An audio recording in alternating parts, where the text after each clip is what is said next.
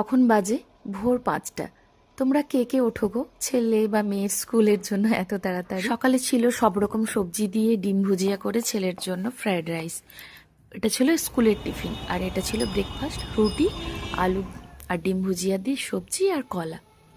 আর হাজব্যান্ডের জন্য এখানে সবজি কেটে নিলাম, ওকে তো অফিসের জন্য খাবার দিয়ে দিতে হয় প্যাক করে।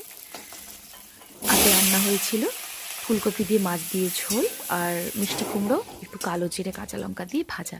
ছেলের স্কুল থাকে 6:30-তে, তাই অনেক মর্নিংয়ে উঠতে হয়, মানে প্রায় 5টা নাগাদ আমাকে উঠে সব কিছু খাবার রান্না বান্না করতে হয়। হাজব্যান্ড আবার 9টার ভেতরে অফিস বেরোয়, তাই ওর জন্য লাঞ্চও রেডি করতে হয়। মানে ছেলে কি খেয়ে যাবে, ছেলে কি নিয়ে যাবে, হাজব্যান্ড কি খেয়ে যাবে, কি নিয়ে যাবে, মানে এ টু জেড সকালবেলা সব উঠে করতে হয়, তো একটু অসুবিধেই হয়। তোমরা তো জানোই অতিরিক্ত ঠান্ডাতে মানে লেজিনেস বেশি ফিল হয়, তাও মানে ফ্যামিলির জন্য করতে তো হবেই।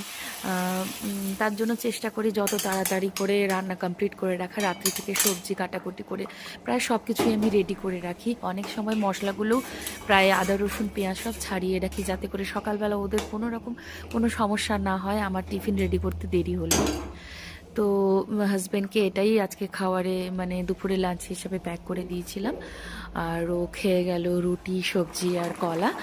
আর ফ্রায়েড রাইসটা ওটা আমি ছেলের জন্যই বানিয়েছিলাম। ওটা অ্যাকচুয়ালি ঘরোয়া ফ্রায়েড রাইস যেমন হয় সেটা না, ওরকম টাইপেরই, একটু ডিমের ভুজিয়া করে ছড়িয়ে দিলে বাচ্চারা খেতে খুশি হবে। মনে হয় সব মায়েদেরই একটা টেনশন থাকে প্রত্যেক দিন বাচ্চাকে কি টিফিনে দেব, কি নতুন নতুন কিছু মানে টিফিন বানিয়ে দেব যেটা সব বন্ধুরা মিলে ওরা খাবে।